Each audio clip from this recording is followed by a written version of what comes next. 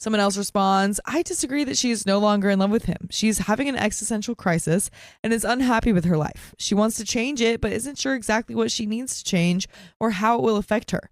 She needs to change, but is scared of it. So she's lashing out at the person closest to her because that's always been a safe option. She is taking him for granted and will be hit by reality when she realizes that he's not coming back.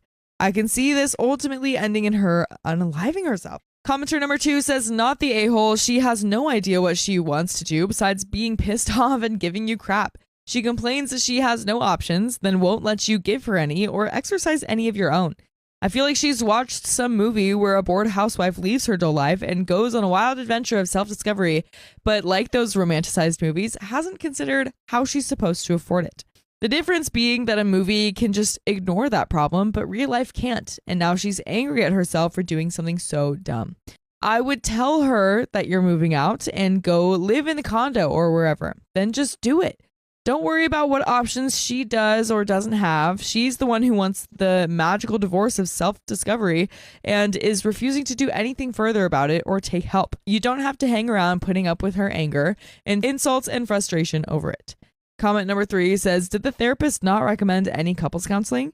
She isn't making any sense. I don't know if that's because she's not telling you the whole truth or because she's having some kind of identity crisis, but it'd be nice to know for you. So you could either move on with understanding or hold on with hope. Opie says, we started with marriage counseling, but she said that our therapist was taking my side and didn't like her. So she wanted to do individual therapy instead. We have been doing that, but she's getting to the point where she doesn't like her therapist now. Thanks for all the support and feedback so far. Just a note on mental health and therapy. My wife was recently diagnosed to have bipolar 2. She's very skeptical of the diagnosis and refuses medication. I haven't done well in understanding this mental health issue. We started marriage therapy in November, but only lasted a few sessions. She said the therapist took my side too much. My wife had tried a variety of therapists in her years together, but usually stops after a month or two because she thinks that they're dumb. Edit number 2, there has been a ton of constructive input. Thank you for that. It's a lot to read, but I'm trying to read it all. I want to mention a few things about jobs, family, and divorce. Before we were married, she had a strong, successful career over 10 years.